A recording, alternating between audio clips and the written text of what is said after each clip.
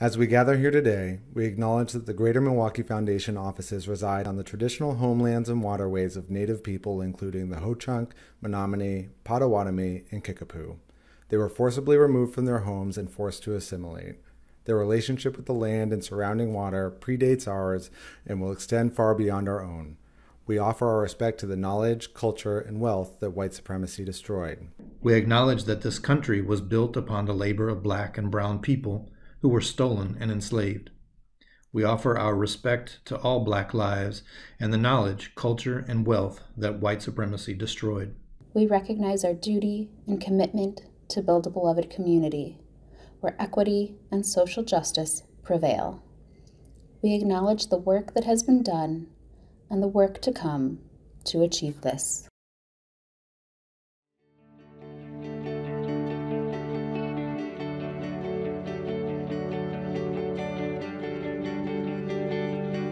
Welcome to A Milwaukee for All, brought to you by the Greater Milwaukee Foundation. I'm Jackie Hurt-Barber, Board Chair for the Foundation. Thank you for joining us on this summer morning as we dive into the honest dialogue and real actions needed to build a better region.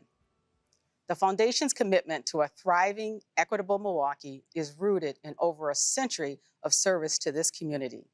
Still, we understand that philanthropy must do more to change a status quo that fails far too many people. The name of today's program comes from the Foundation's strategic vision for a Milwaukee for all, a community where everyone thrives. Our vision also recognizes the fault line that runs through systems that we should be able to trust for supporting and sustaining our community. Systemic racism is the root cause of many of the disparities and harm that persist in our region.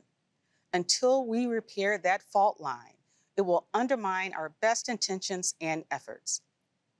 This convening is a step on the path to repair. Edgar Villanueva, our special guest today, might call it our medicine. Learning together and connecting to one another is a vehicle for change, for healing. Our program today will feature Foundation President and CEO Ellen Gilligan engaging in meaningful dialogue with Mr. Villanueva, author of Decolonizing Wealth, Indigenous Wisdom to Heal Divides and Restore Balance. A roundtable discussion featuring perspectives from local thought leaders will follow. We hope this event will help shift our mindsets from conventional thinking to a new understanding of what is possible through individual and unified action. This opportunity is deeply and directly tied to how the Foundation drives change. By now, you probably have heard us refer to racial equity and inclusion as the Foundation's North Star. Behind that guiding light is a four-part strategy for addressing systemic racism and marshaling the resources, ideas, and partnerships needed to achieve change together. First, we recognize that to advance racial equity in our community, we must lead from within as an anti-racist organization. We are building an inclusive culture by better aligning our policies and practices with our values. We believe philanthropy is for all of us. When we reimagine philanthropy, we honor how all forms of generosity, time, treasure, talent, and ties contribute to growing resources and informing their best use. The Foundation supports lasting solutions by catalyzing systems change. We are focusing on investments and advocacy to address the structural barriers faced by Black and Brown communities. Finally, we are convening and following community voice. Opportunities like this event connect people across neighborhoods, organizations, and sectors, underscoring resident power and priorities. I believe the Foundation's work stands out like no other. I've served on the Foundation's board since 2010. With my term as chair ending in just a few days, I've had reason to reflect on what that time has meant, especially these last 2 years. Mostly, I am grateful. Grateful for my colleagues on the board for their passion and for challenging us to be bold with our actions. Grateful for Ellen's leadership in placing community at the center of the Foundation's work and never relenting on our commitment to racial equity. Grateful for the staff who have enriched my life and the lives of so many others. You moved our critical work forward despite the enormous obstacles that COVID-19 put in our path. Grateful for our donors. You bring the Foundation's mission to life through your generosity and partnership. And I am grateful to everyone in this community who has joined us to share your vision, your priorities, and to hold us accountable. Together, we have reimagined philanthropy in remarkable ways. As we've grown our table to include many more donors of color, as we've planted a stake in the literal ground for health and racial equity through our historic Thrive On collaboration, as we've invested in our youngest learners because we know that high-quality early childhood education is a launch pad for their futures, and as we've embraced deep learning and reflection to ensure our values are being lived inside the organization as well as outside. All of these things and more are needed to build a Milwaukee for all, and it takes all of you. With that, I'd like to thank you again for joining us. Now, please welcome Ellen Gilligan, President and CEO of the Greater Milwaukee Foundation. Jackie, you embody the best of philanthropy: time, treasure, talent, ties. You've given generously of them all in serving our community, and your passion and guidance has shaped and sharpened the Foundation's commitment to racial equity and inclusion. We are grateful as an organization, and I am so grateful personally for your leadership these many years, and especially these last 2 years as board chairs during unprecedented times. Thank you. I'm honored to be joined by so many community colleagues and friends today. Our shared interest in learning and in breaking the cycle of white supremacy thinking that defines so many of society's systems brings us together today. The Greater Milwaukee Foundation does not have all of the answers, but that has not stopped us from taking chances and embracing new ways to approach our work and relationships. I've spent much of my career in philanthropy, and I realize how little I know and how much I and our foundation have yet to learn about how white supremacy norms are embedded in our institution, its policies, practices, and norms. I'm committed to that learning and change journey, and I'm enormously grateful to my colleagues, to residents of the communities we serve, and to our community partners, and to the many writers and scholars like Edgar, who share their personal story and lived experience with such passion and compassion to help us all more fully understand and embrace what we can bring to this work. Shifting power, valuing representation. At GMF, we are intentional in our efforts, and it shows up across the organization, in our boardroom, in our hiring, in our partnerships, and in our practices. Yet we know these steps are just a beginning. This convening is part of our journey within and with community to discover what more we can do together. It's my pleasure to introduce Edgar Villanueva. Edgar is an award-winning author and globally recognized expert on issues of race, wealth, and philanthropy. He's the founder and principal of the Decolonizing Wealth Project and of Liberated Capital, and he is an enrolled member of the Lumbee Tribe of North Carolina. Welcome, Edgar. Thank you. It's an honor. Edgar, before we dive into some of the experiences and wisdoms you share in your book, Decolonizing Wealth, I wonder if you'd help our audience better appreciate your worldview and how it shapes your work. You've spoken about your identity as a member of the Lumbee Tribe and the belief system of your people. What should we understand about your perspective? Yeah, thank you for that question. There's so much I can share. I am an enrolled member of the Lumbee Tribe, which is a tribe situated in southeastern North Carolina. We're the largest tribe on the East Coast.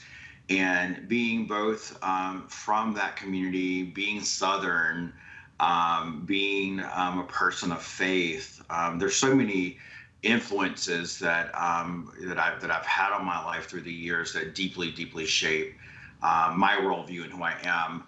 I think the most pervasive is the identity of being Native American and what that really means for me. And it's taken me some time over the course of my life to truly appreciate and to come into a more full understanding of what that means.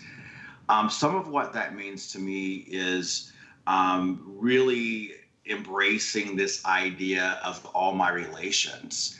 And this is an idea or a belief that we all truly are connected and that we are all related. Like literally, we are relatives to each other and to this planet. And imagine how our interactions would be day to day with each other if we truly believed that we were family, if we truly believed that the earth was a family member, that every living creature was our family, to really believe that our thriving was mutual or is mutual, that our suffering is mutual, and that we are all really in this thing called life together. And so that is a fundamental sort of cultural worldview that my community embraces, and that you'll find that really common across Indigenous communities, this sense of togetherness. And that has been something that just deeply drives me in how I work. I am not a competitive person. I believe in the idea of abundance. I believe in the idea of my gifts making room for themselves, but there's plenty of space for the brilliance of other people. And so a lot of the ways that my community as Indigenous people see the world and think of resources is very much in almost in contradiction to the Western worldview of this idea of the individual and sort of scarcity mindsets and ideas of competition. So it's really interesting to have that worldview and to be a person who has worked in and around money for so many years. But I think beyond money, just in terms of being a good relative and being a good community member, being a good citizen, being a part of the fabric of our communities and bringing that worldview in is something that is a good way for all of us. So you describe the fundamental traits of colonization as divide, control, and exploit. This isn't just a chapter in our history books. We can see the ongoing impact of what you call the colonizer virus in our communities every day as generations of people experience the harm of segregation, disparities, and disinvestment. That is alive and well in Milwaukee. But you have also have the antidote, where the decolonization asks us to connect, relate, and belong. Where in philanthropy have you seen these aspects embraced and done well? Well, thank you for making the point that colonization is something that is very much still happening. I think often when folks hear the word colonization, we immediately go to a historical context. But as you said, the dynamics of colonization are still very much present and acting out every day. Sometimes in subtle ways, sometimes in our policy work, in our systems, in very unintentional aspects, and in places like philanthropy, which I think on the surface, of course, there is a mission of that is well-meaning, and even in our good intentions, when we're not bringing a sharp analysis and lens to how we're doing work, can sometimes actually harm communities unintentionally. You know, across philanthropy, I think there's so much that's happening right now that is really inspiring, where we are seeing sort of decolonial kind of practices come into play. First and foremost, I think there's the awareness of it all. The fact that we are having a very different conversation right now and over the past couple of years than we've had in the past, where we as a sector are willing to hold up the mirror and begin to really examine our practices, our policies, and do some truth telling about the origins of our wealth, how we as institutions that have wealth and have, you know, how we have benefited historically by the system and by policies that have been rigged in favor of rich people and wealthy institutions. And so that type of authenticity and willingness to have those conversations is a major paradigm shift, and really is sort of the first step towards decolonizing. It is really acknowledging the truth.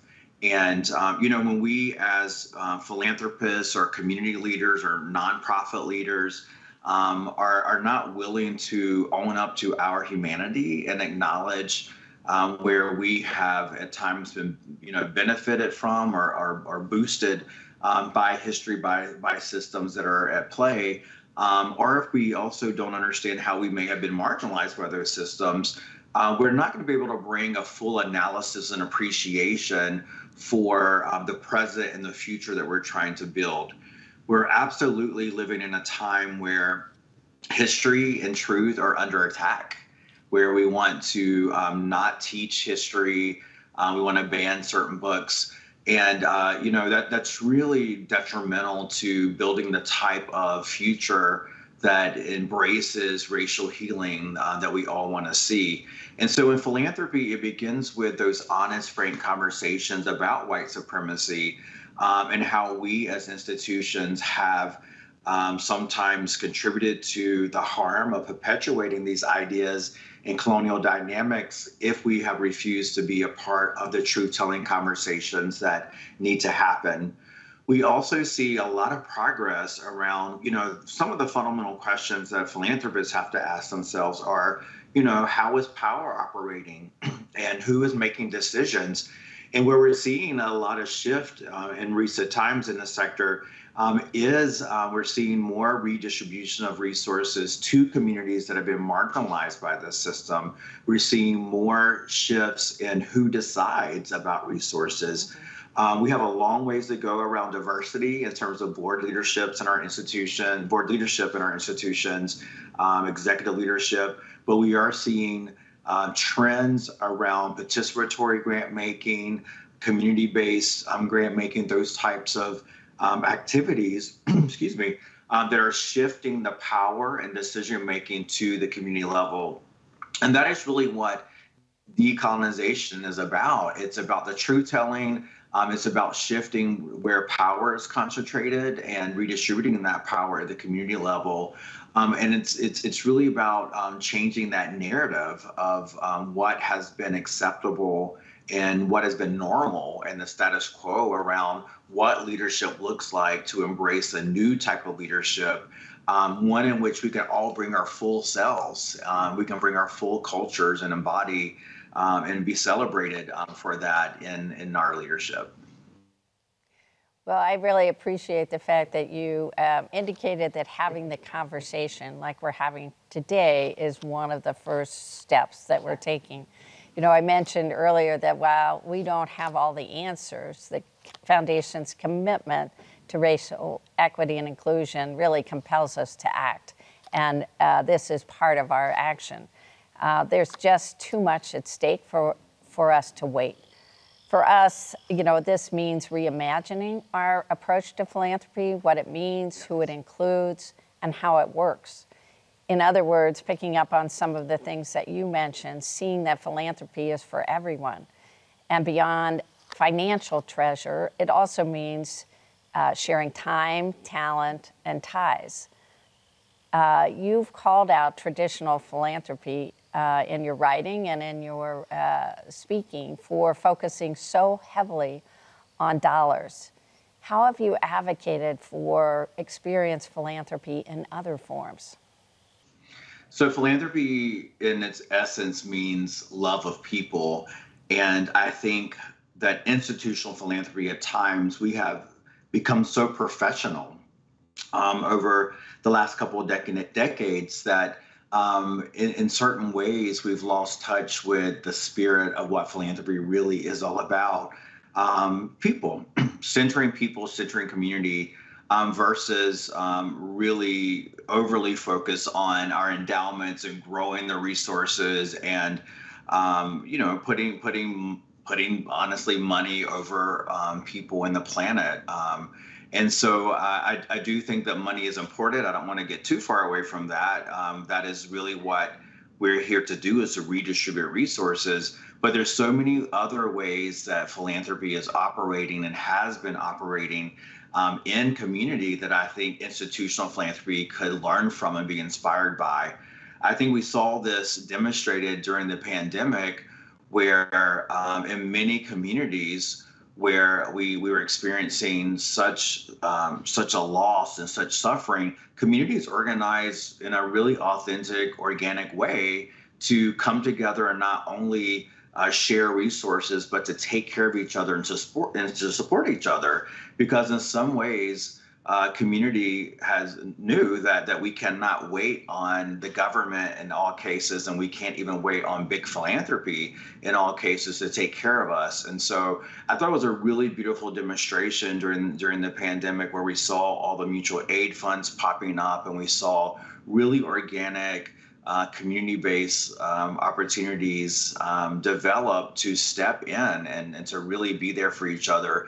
And there's something about that, that giving of time, that giving of self, that compassion, that celebration of people, the honoring of the frontline workers, all the things that were happening that centered people during that time, that I think we can bring into our work in philanthropy, and to really get to a place that we understand that we are, again, literally in this thing together called life. And it's not about the haves and the have-nots, and it's not about the grantee, and the funder, and all of these different ways that our roles have sort of divided us. And we have, put such a concentration on the paperwork and the outcomes and the data. Not saying that stuff is altogether bad, but it really is, for me, thinking about how we can bring the spirit of the love of people back into this work in a way that goes beyond the intellectual sort of approaches to inclusion and belonging. But we really are finding ways to be in authentic partnership and accountability with community, because we actually love people and we see community as our relatives, as we were saying earlier. So as a leader of a community foundation, I love that answer, because, of course, we are centering people. And I think we have built up institutional practices that we now are in the process of dismantling to put people back in the center of our work. So I so appreciate that answer. We've talked so far about some positive starts and some hopeful actions. And we also have to be truthful about philanthropy. And the truth includes acknowledging the white supremacy around which philanthropy as a sector was built and sustained. And that this system, which presumes to help others, as you said, was designed in ways that can also cause or perpetuate harm. We regret how long it's taken us in philanthropy to own this. And though there is still a great deal of work ahead, we at the foundation are now holding ourselves accountable to becoming an anti-racist organization. We're examining ourselves and making necessary changes within so that we can authentically do our work in community. Which brings me to an area you have examined very closely, how people and organizations may heal. Would you be willing to walk us through your 7 steps to healing? Sure. I approach healing as the antidote to all of this, because the truth is, the history of colonization, the history of white supremacy, this ideology that has been so pervasive, it's caused harm for all of us, for indigenous people, Black folks, people of color, and even white folks. We are living in a country that is so divided and torn apart across racial lines. And the only way that I know to bring us back is to really think about healing. The 7 steps to healing that I outline in the book are deeply rooted in indigenous wisdom and knowledge. Ideas of restorative justice come from indigenous communities, and these are ideas that I pulled into these 7 steps. I'll go through them briefly, and I will just say that it's not a linear process. For a book, of course, I had to be quite linear. but it is a very fluid, circular process. And you may come into a process of healing at anywhere along these steps. And these are also steps that we as individuals can take in our personal lives, that we can take in community and with our families, and also things that we can do at work. But the first step is to grieve. We talk about this a little bit when we really stop to acknowledge history and all that has happened, especially in terms of money. When we think about all of the policies that have been rigged, in favor historically of people who are white, that have allowed more opportunities for the accumulation of wealth, and how wealth in the United States was made on the backs of indigenous people and enslaved peoples and low-wage workers for the most part. The taking of land, so many terrible things that have transpired in our nation's history. We're going to grieve. This is something that is, a really sort of a dark stain on the soul of our nation that we have not yet come to terms with, and we've not had adequate opportunities to begin to acknowledge and confront. And so as you begin to heal and you understand what's going on, grieving is a part of that process. The second step is apologizing.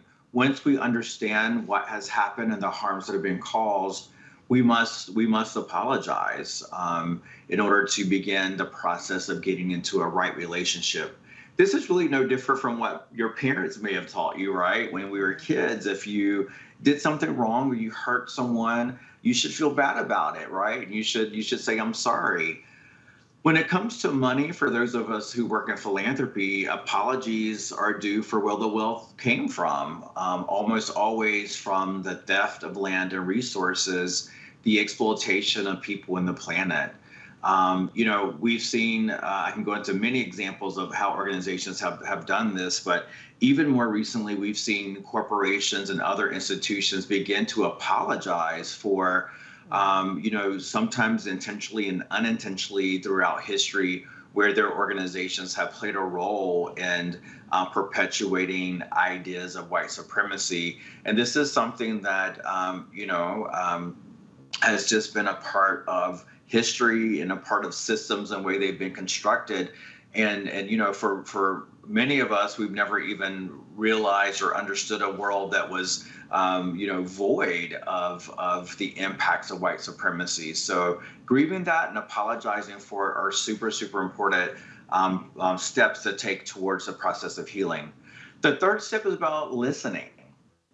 It's really acknowledging the wisdom of those who have been excluded and exploited by the system, and really, really believing that they possess exactly the perspective and wisdom needed to fix these systems.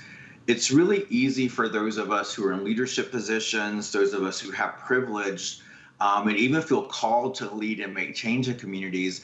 It's really easy for us sometimes to not engage and actually listen to those who are directly impacted, but to really get into a place of authentic relationship and bridging the divides and getting to a place of unity. We have to develop a superpower of listening. And I think this is just even harder in this day and age where we're so distracted, we're so engaged in everything going on our phones and social media. It's really tough. I was just asking someone the other day, when is the last time that you felt like someone really listened to you? Like when you were speaking, you can tell their mind wasn't already churning a response or jumping ahead, right? And so this is just a really important step in the process of healing, is putting aside our own interests to really be able to hear with openness and curiosity the perspectives of other people. The fourth step is relate. Relating is really getting to a place where we can share our whole selves with each other. And really understanding that we don't have to agree on every single point in order to have respect for each other. And so after you've gone through the internal work of grieving, apologizing, you begin to develop the skills, deeper skills around listening, and then you're ready to begin relating. And that is, again, sharing your whole self and being willing to accept the perspectives of other folks. I'm not saying here that we sell out to our values, but we have got to be able to get into the room with people and sit at a table with people who may not agree on every aspect in order to have productive conversations to move things forward to a place of healing. The fifth step is represent, and this is where we must build whole new decision-making tables rather than setting a token place at a table as an afterthought. And what I mean by that is, there's such a intention or desire nowadays for folks to diversify, to bring in diverse leaders and perspectives, and that is a really good thing. But we also have to understand that we have to go deeper when we're talking about representation to get to the place of true inclusion and power shifting and decision making.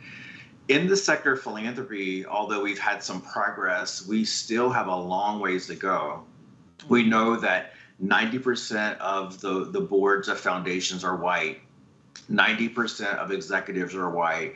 And so this is an industry that, like many other industries, still has a lot of work to do to become more diverse and to work to shifting our cultures beyond diversity to be inclusive, so that when we do bring in new leaders or folks who have not historically had a seat at the tables of philanthropy or whatever industry you might work in, that we're making sure that they feel a sense of belonging so they can actually contribute and even push back and bring diverse perspectives to how we do our work. The last two steps are invest and repair, and I'll kind of lump these together for the sake of time. But investing is where we really begin to think about putting all of our money where our values are. So not just in the grants that we make, but we're also thinking about our endowments and how we're using all of our resources in service to the mission. For a long time of philanthropy, we've had organizations that make good grants, but are not bringing the conversation around the vision and the mission to their endowments. And, for a foundation to make grants around criminal justice, but to have endowments tied up in private prisons, you're canceling out the good there. And so it's really just thinking holistically around all of the resources we have. And even in our personal lives, right? Like, how are you investing your retirement funds, right? Where are you choosing to bank? How are you using the power of the dollar that you have access to advance equity in the world? And the final step around repair, it's really bringing a healing, reparative framework to how we're doing our work in philanthropy and beyond. And it's understanding that there is a power in money to actually address the historical harm that the accumulation of wealth has caused. We're talking about reparations here, which I think is a really beautiful word to think about. How can we use money in the form of medicine to begin to address the centuries of marginalization and economic inequality that has existed in communities of color? And that can only happen when we prioritize and we center those communities in the redistribution of resources so that we can begin to help facilitate healing and we can stop more hurt from happening. I love that, Edgar. Every element of what you spoke about is, has tremendous meaning to me personally, as a leader of a foundation, to our work. And so I really appreciate you walking us through the steps toward healing, because there is a lot of healing to be done. So the challenge that you issued to philanthropy to lead the way toward repair through reparations and other things is certainly well taken, especially when we see how wealth for Black and Brown people and Indigenous people in our community is suppressed by the systems that intentionally have leave them out. That's one of the reasons that we at the foundation have been trying to lean into new ways of using our resources. especially in providing access to capital in communities where disinvestment is generational, supporting Black and Brown-owned businesses, development, housing, and early childhood education. You've given us so much to consider as we move forward. Let's talk about actions that align with your thinking. We all are looking at tangible steps that we can take in our spheres of influence. You know, the foundation, for example, is focused externally on how we can shift power to residents to do some of the things that you've been talking about, to identify priorities in their communities and the solutions they'd like us to support. This includes making funding decisions, and this is especially evident in at the center of our place-based Thrive On collaboration, which is focused on racial and health equity. And internally, we're changing policies and practices to advance racial equity. This includes everything from steadily increasing the investment managers of color, working with the Foundation's corporate investment portfolio, to changing our dress code so that all our staff are welcome to fully represent themselves in the workplace. Still, we know that philanthropy can do more, and we must do more. So can you share with us some actions, both large and small, that you've seen institutions take that lead away from colonization?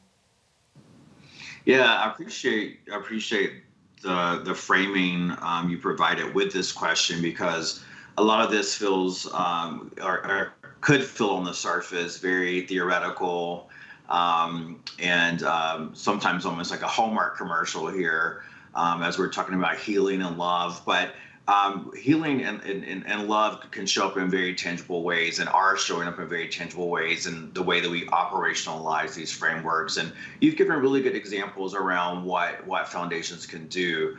You know, it really begins often with holding up that mirror and doing an assessment and asking, whatever your role might be in an organization or as a leader in community, what ways can you take a step forward in being more equitable, more just in how you're doing things?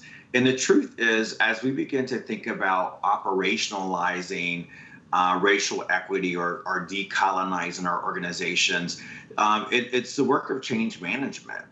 It requires resources, it requires time, it requires a step back to really deeply examine and being willing to make change. And that is really hard for a lot of institutions who have been around for a while, and often we do things a certain way out of efficiency. But to really think about equity, to bring new people into our networks, to diversify our staff, our boards, to shift how decisions are being made, really does require time, energy, and resources. I describe sometimes this work like being at an airport on the moving sidewalks that are moving in a certain direction. To do this work is like turning around 180 degrees and walking in the opposite direction with your luggage and everything else while everyone in the world is coming this way, because it literally is shifting everything on its paradigm and doing everything differently. And that's hard, but it is the right thing to do, and it is very, very necessary. And so the way this shows up, on a day-to-day basis is, think about the who, and we talked about that a little bit. Where are there opportunities to diversify board staff, but also the vendors, right? Also, you mentioned wealth managers, and every aspect of human resources that we are utilizing in our business. How can we think about diversity there? And how can we think about not just, who's in the room, but how they feel and what supports might be needed? I think as a Native person, I've often been the first in a lot of situations, the first Native on a board, the first Native on a staff. And it's a great opportunity for me and my community, but it's also very taxing. And in those moments where I've had someone to pull me aside to say, what do you really need to feel good about being here? What's the cultural nuances that I might need to understand to make sure you feel prepared to lead? and to speak up and to bring your best self into this situation. And I've always appreciated those opportunities. And so we don't want to diversify for the sake of diversifying. We have to be careful not to tokenize folks, but it is thinking about what sort of the advantages of diversifying in terms of really shifting our cultures and bringing in folks with lived experiences who can really bring a different perspective to the changes we're trying to make. It also, I think for funders especially, we have to look at the money. I mean, that's the easiest thing to track. And we know in some of the more recent data that less than 10% of the grants have gone to organizations led by people of color who are explicitly working on issues of equity. And so we have to actually track and measure. If you're not tracking that data and measuring those impacts, that's important to do for the sake of accountability. And so now that we know that, we have a baseline to say, okay, with all of this talk around equity, what's the problem? What's going on? Why are we still seeing such an underinvestment?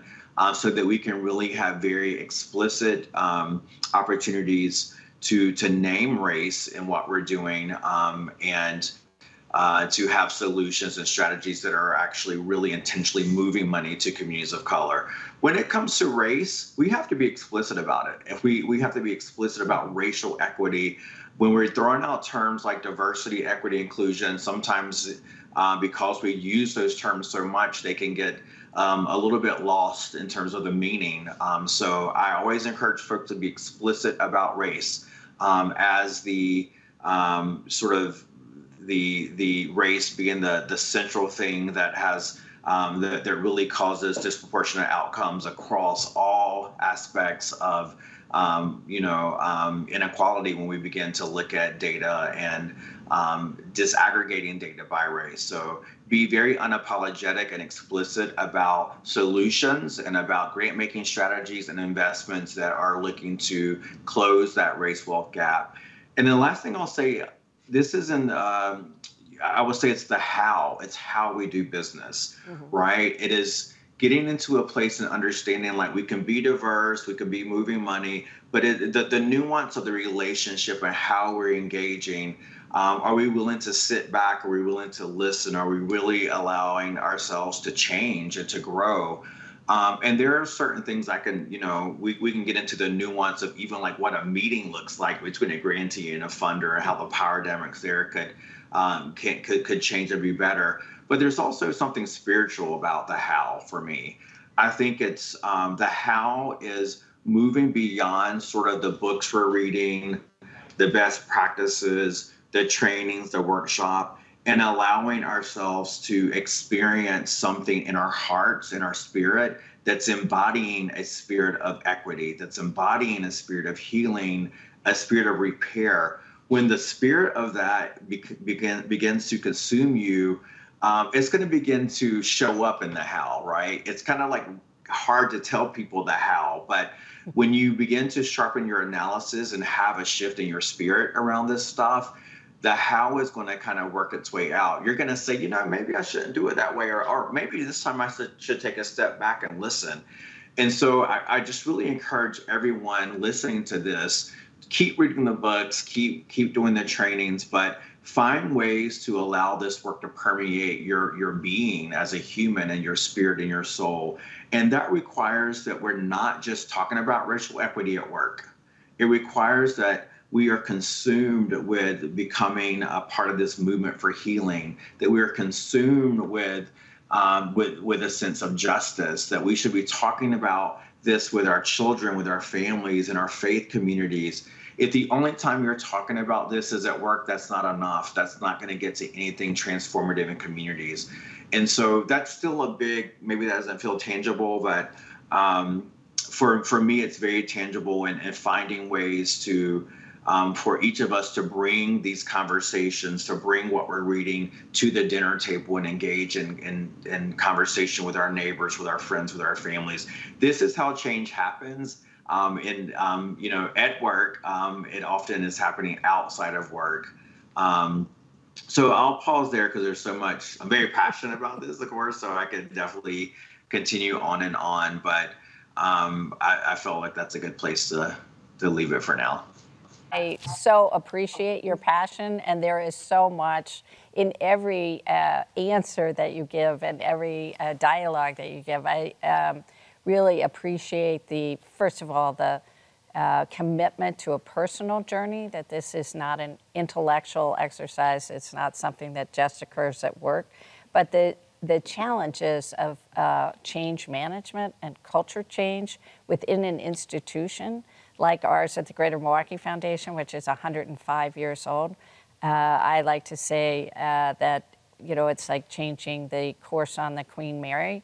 It takes a long time, but it throws a big wake. And the big wake is around justice. And so I so appreciate everything you're saying. I'd love to be able to spend, the entire morning here. So I'd like to sort of shift our conversation and end our conversation by bringing things back, if I could, Edgar, to a personal level. A running theme throughout your book is the idea of medicine.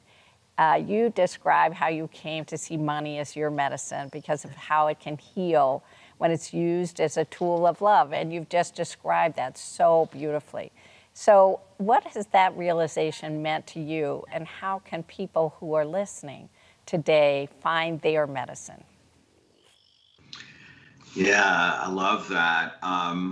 Finding my medicine has been just the most rewarding thing that has happened for me personally. And to understand that money can be medicine if it's used for a sacred purpose. I think that what my elders say is that you don't choose the medicine chooses you. And this was profound for me personally, when at a certain point in my career working around money, I began to feel like, I'm not sure if this is where I'm meant to be. I was feeling a little bit disillusioned at a certain point in time around some of these challenges of working around money. And then when I had an elder to speak this into my life, to tell me that the medicine that had chosen me was money, my whole paradigm flipped, where I was like, it's not even really about the money. It's about me, and it's about people, and how we have used money historically as a tool to harm folks. And if we can flip that and think about, well, if it's been used to harm, can it be used to help heal and repair? Then actually money can be used and deployed in a sacred way. And so it's really, I think that anyone can find their medicine by really allowing their spirits, their intuition, their hearts to explore and ask the question, what is my medicine? What is your superpower? What brings you joy in contributing in this world? What is the thing that you feel most at peace about when you're doing? And for some folks, it may be working around money, but it may be the power of storytelling, right? As a form of medicine. Recently, I've been doing some work with some librarians and understanding the power of information and the power of literacy as a form of medicine. And so I think it really is, for all of us, there's an invitation to listen deeply within our hearts and our spirits to understand, what are we called to do? Because we're all called to do something, and we all need to find and lean into that calling to be a part of the change that's required to move our communities forward to a place where we can all thrive. So it's a journey, but once you're clicked in and you know that something is your medicine and you found it, it's going to be life-changing for you. And again, it's an intuition. For me, it came to me from talking to elders in my community. And sometimes I think we forget the wisdom that's inherent around us in community, especially in our elders. And in my moment of feeling lost, I went back to North Carolina. I sat in community. I asked questions of my elders like, tell me about, what does philanthropy mean to you? Tell me how we used money before. How did we take care of each other back in the day? Just kind of tapped into some of that wisdom, it awakened something in me to understand my place and time.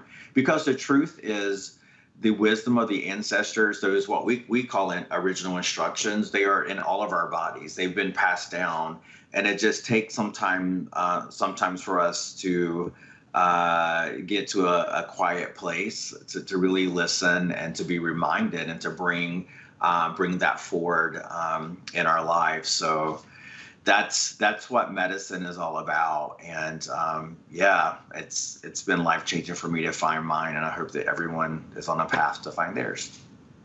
Thank you.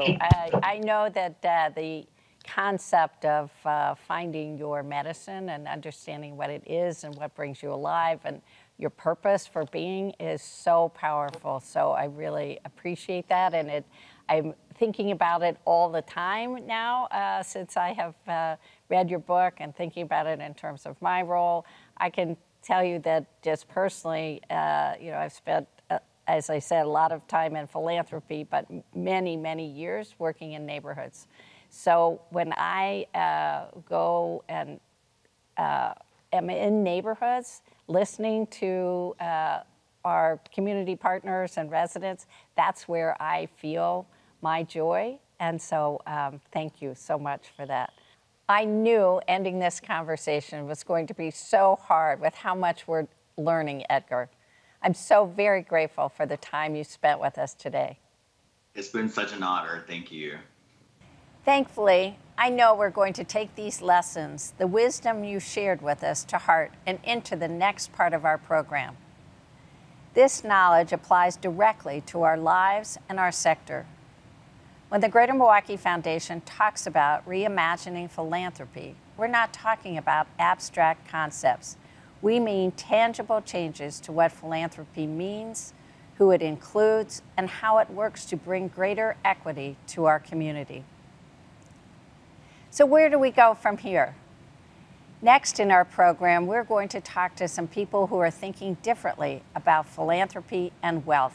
I am so excited to introduce you to some amazing community members and their unique stories as we explore what's happening currently in Milwaukee. First, allow me to welcome Joanna Brooks.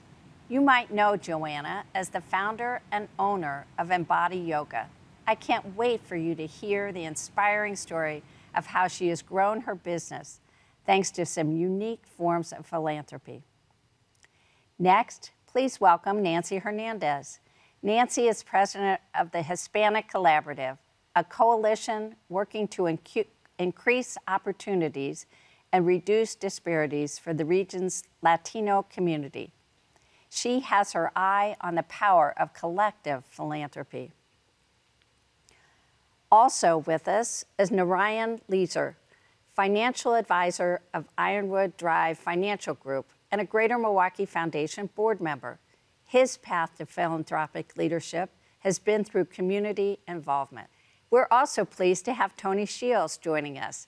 Tony has served as president and CEO of the Wisconsin Philanthropy Network since 2017. He brings a unique perspective on the profession and practice of philanthropy across the state. And rounding out our table is Delani Harath, Vice President of Engineering at Greenwood, a mobile banking platform made for Black and Latino customers. She understands the role of ethical banking in building Black and brown wealth. First and foremost, we want this roundtable to provide an opportunity for your stories of philanthropy and wealth to be heard. I'd also like to encourage everyone in our audience to share your ideas and reactions with one another in our chat today. So, let's begin. Joanna, will you lead things off by telling us about your business, its mission, and your experience as a Black woman starting and sustaining a small business in Milwaukee? Absolutely. So again, my business is Embody Yoga, and I started Embody Yoga about 7 years ago now with the mission to share the practice of yoga with people of color. And that mission is important to me, essential to the work that I do, because yoga itself has so many benefits, not just physically, but mentally and emotionally as well. And unfortunately, when I would practice at studios in Milwaukee and in Wisconsin, and even studios around the country, a lot of times I would look around and I was the only person of color in the room. And so I became a yoga teacher and started Embody Yoga to change that, to ensure that people of color have access to this practice and that they can reap the benefits of the practice as well. Now, having been in business for 7 years, I've certainly had some challenges. I don't think it's any secret that for small business owners, especially those of color, we have less access to resources and capital. And most recently, I would say in the last year and a half or so, I found myself in a space where I really did need more financial resources. And Body Yoga was growing. I was looking to move into a new space, and there would be some pretty significant build-out costs associated with that growth and with that move. And so luckily for me, I was awarded a grant from the Drew and Lauren Holiday Social Impact Fund. And along with the $25,000 grant that they provided, they also provided coaching and training around crowdfunding, which is tapping your own network, your friends, your family, your clients, and asking them in a limited time frame, so for me, 30 days, to buy a bunch of products and services and things like that so you can accumulate the capital, the dollars that you need to grow and expand your business. So luckily for me, in less than 30 days, with the help of Drew and Lauren Holiday, our community of students and our supporters, I was able to raise just over $79,000 for the build out of our new studios. That was a few months ago. We are now in our new space.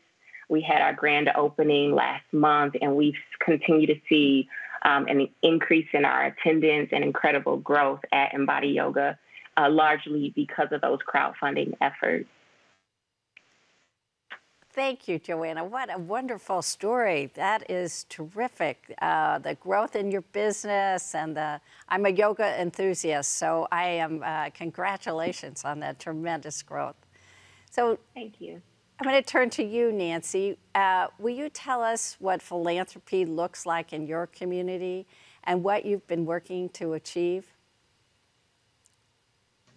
Sure will. Thanks, Ellen. And I will say I am a yoga admirer from afar. So, but the Hispanic Collaborative is really focused on our Latino community's transformative goal of improving outcomes to be a top 10 city on the Hispanic Wellbeing Index.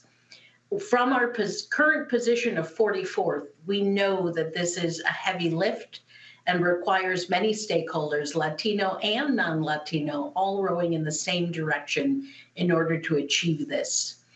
This work is not immediate work, and it requires us to think long-term.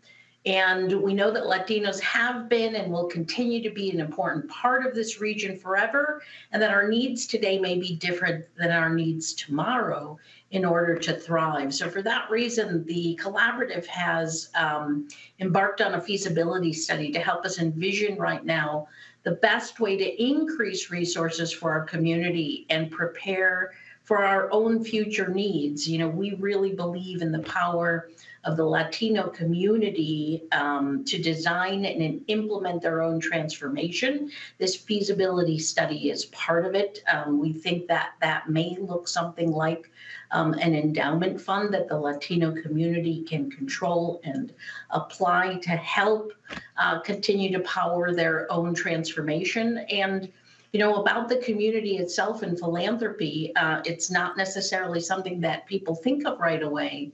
But while in the US, 49% of all households give philanthropically, the Latino community, that number rises to 63% of all Latino households in the US engage in philanthropy.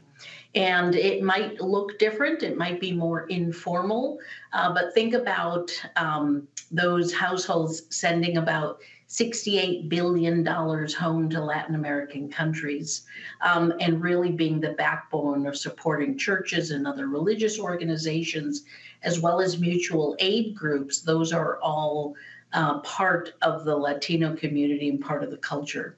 So we again believe in the power of the Latino community to design it, and for us, we need to understand how philanthropy fits in that to prepare for our future needs. Thank you, Nancy. Appreciate the long-term view and the focus on the existing philanthropy in the Latino community. So thank you. Now, Ryan, will you share your experience with community-led grant making? And I also wonder how you have come to view wealth after years working in the financial services industry. Sure. So my experience in community-led grant making has been with a couple things. So one initially was the Youth and Service Fund that actually used to be housed at the Greater Milwaukee Foundation. It's actually where young people actually sought grant proposals, and they made the decisions on whether to fund or not fund based on their criteria that they established. I also was part of a giving circle, Growing Black Men and Boys of Milwaukee. And the Giving Circle was part of a national network of giving circles across the country, the Community Investment Network, in which the Giving Circle gathered, to basically says that this is important to us, so we put a stake in it, our time, our talent, and our treasure. And so we would actually give, to the Giving Circle, and the Giving Circle would make their decisions in terms of where, what impact and where they want to give. Then I've also been engaged with the Community Connection Small Grant Program, in which neighborhood residents were invited to submit their ideals to fund ideals that they had for their communities. And then a kind of a board or collection of neighborhood residents would make decisions on those grant proposals in terms of what's best or what should be funded. Then I've also participated in the Reasons for Hope, which was kind of a grant. It was a grant cycle that kind of came out of the need or the things that were happening in our community. Again, it was really saying the community has some ideals. How do we elevate their ideals? How can their ideals be the ones in which they're being implemented? And so it was part of that panel that made those decisions.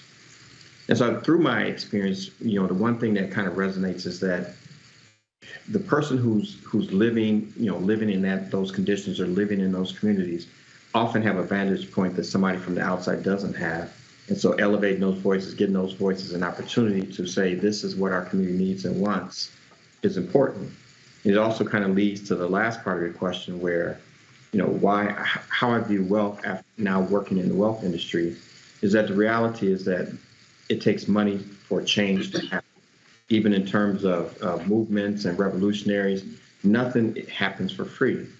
And so part of even the reason why some of the community-led grant making, it's kind of nice that there's a foundation that's willing to support these efforts and raising these voices, but also building wealth says we can build wealth and transfer it, to our children or to those that are important, and always elevate our voices saying, this is what's important. Here's the money to back the things that we believe in. And then invite foundations and other people to join in the effort, but really led from the voice of those who reside in those communities. So that's kind of been my experience. And now I'm on the Greater Milwaukee Foundation board, but that's my experience leading up to that. Thank you, Narayan. And of course, we are so honored to have you on the board and to have you bring that wealth of experience to our work. Thank you.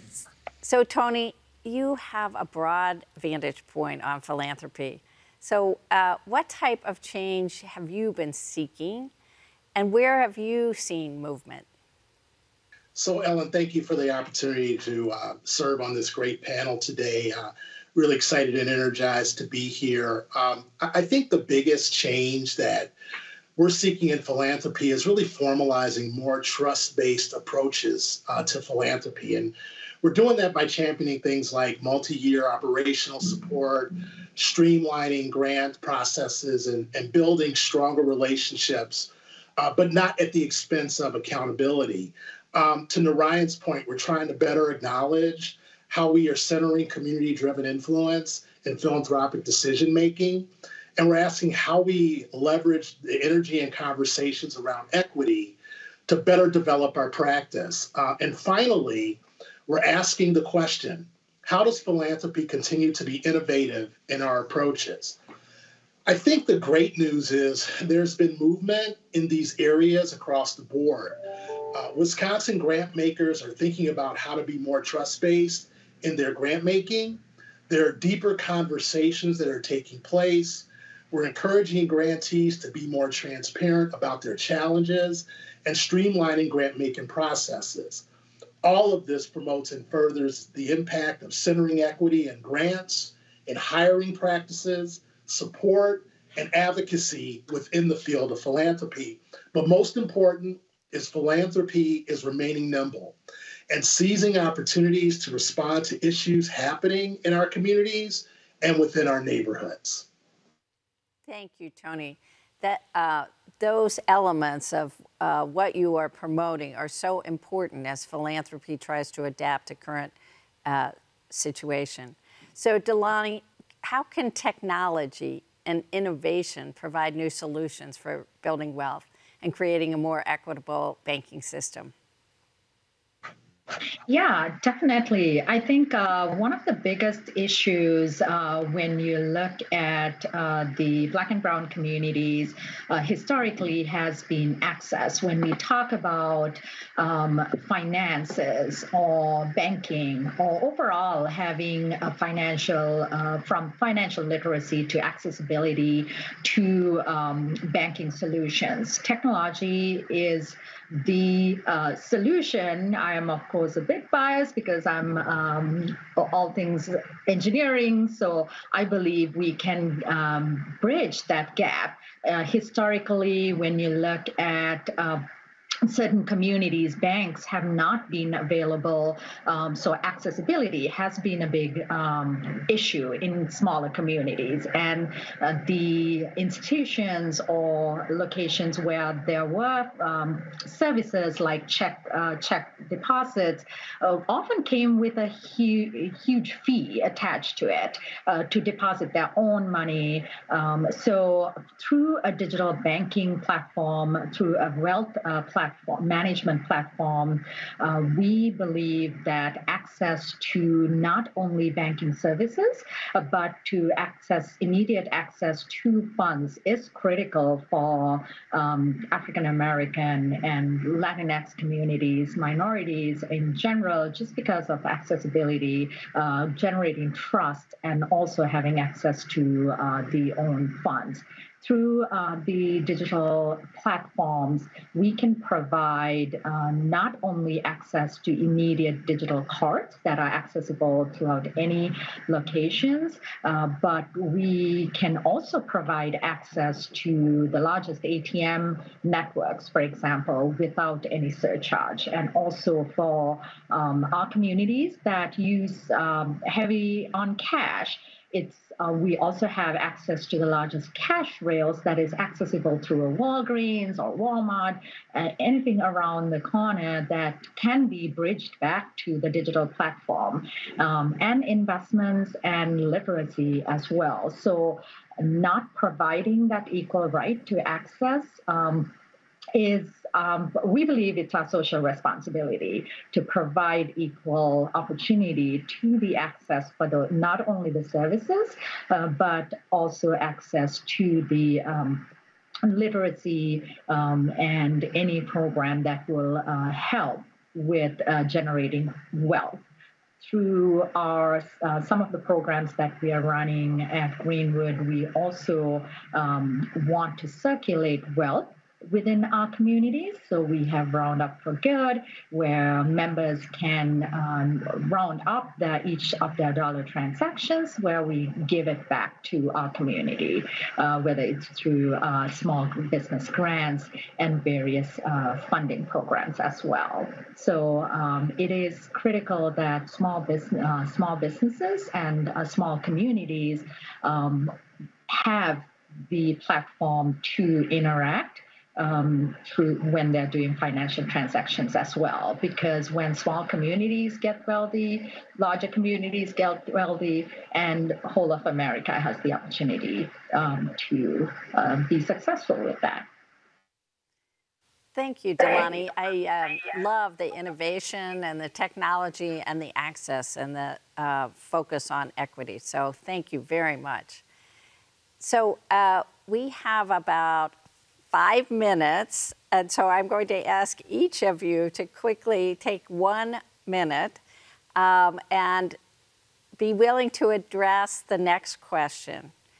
If we want to change the status quo in philanthropy, if we want it to be more inclusive, impactful, and anti-racist, what must we do, in your opinion?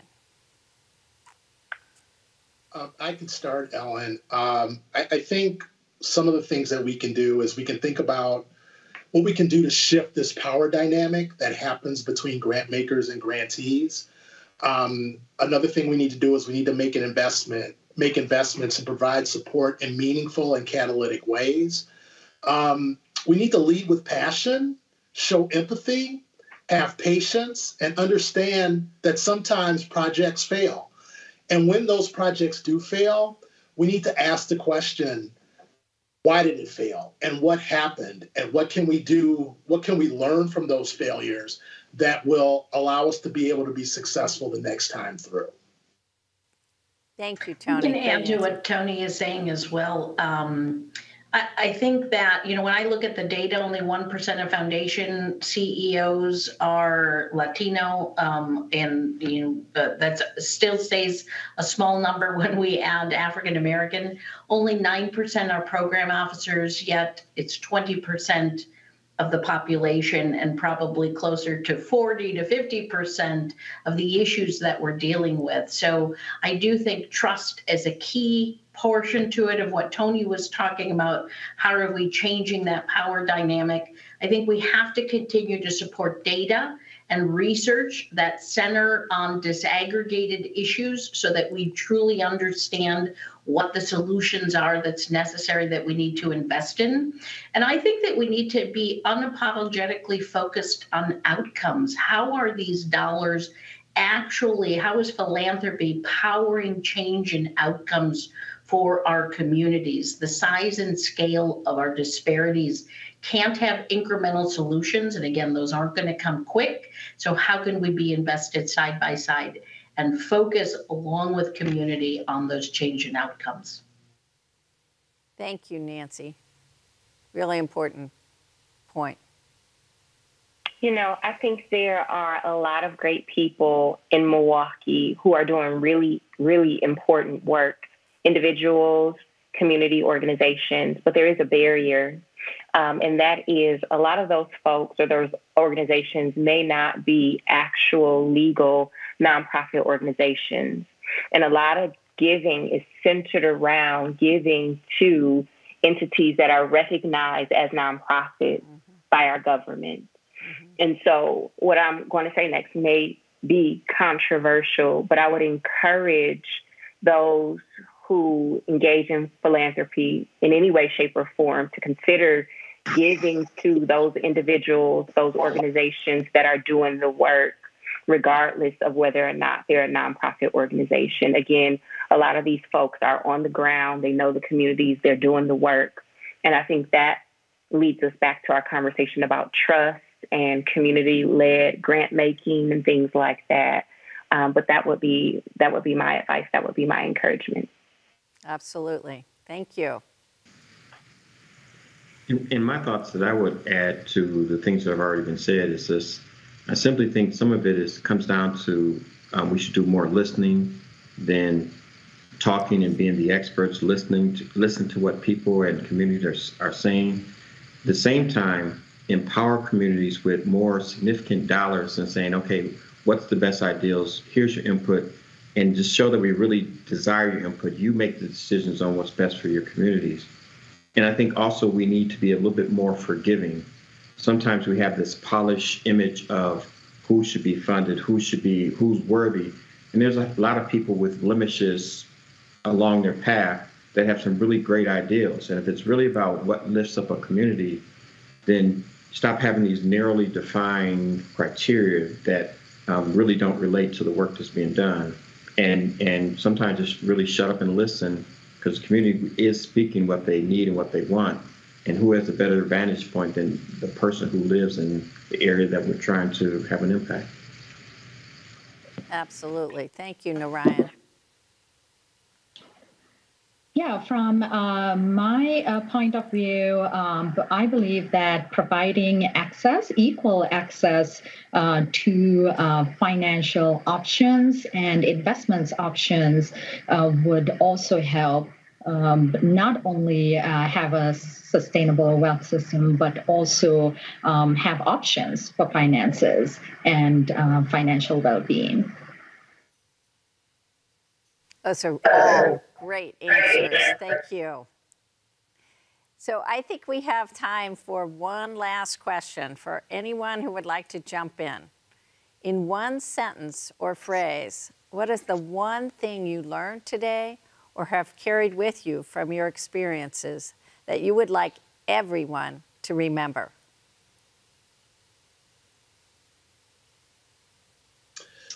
Well, I'll go. My apologies for the run-on sentence that I'm about to give. I think it's important to lead with compassion, be humble, listen, and understand that the tools and solutions to solve most of the problems that are happening in our community are already exist, and that we just have to take advantage of them, seek them out, and take advantage of them. That's great, Tony. Anyone else? I can add one. So we often say here that to create change, we need to have the resources to make change or influence over those that do have the resources. And we always challenge ourselves to look at the dynamics and truly understand if our system is set up for community to have influence over philanthropy or dollars, or is it vice versa? So I hate to cut this conversation short because I know we could spend an entire day on this discussion, and I really want to thank each and every one of you for your thoughtful contributions and for your innovation and for your pushing philanthropy to change the way we work, because we're all in this together. And so that takes us to the end of our time together. I want to thank you again for sharing your stories and your insights. This really has been such a meaningful conversation for me, and we will take the lessons back to our work at the Foundation. So thank you. Thanks to everyone who has joined us for continued learning. We all have a role to play in building a Milwaukee for all. And for that reason, we want to suggest several ways that you can lean further in. We hope you'll adopt an active mindset and commit to one new action based on what you've learned. You can choose an avenue for service, finding a way to give your time, talent, or ties. Our role as a community foundation also includes the flexibility to pivot and address urgent or emerging needs. Right now in Milwaukee, a rise in violence and corresponding trauma is a critical need that requires immediate response. We are inviting everyone, since we believe we are all philanthropists, to consider a gift at any level to our Milwaukee Response Fund to support violence prevention and healing efforts. This fund was created as a flexible tool for addressing critical needs at the onset of the pandemic. The increase in violence we are experiencing as a community is tied to the longstanding issues that the pandemic worsened, and it's essential that we act together now.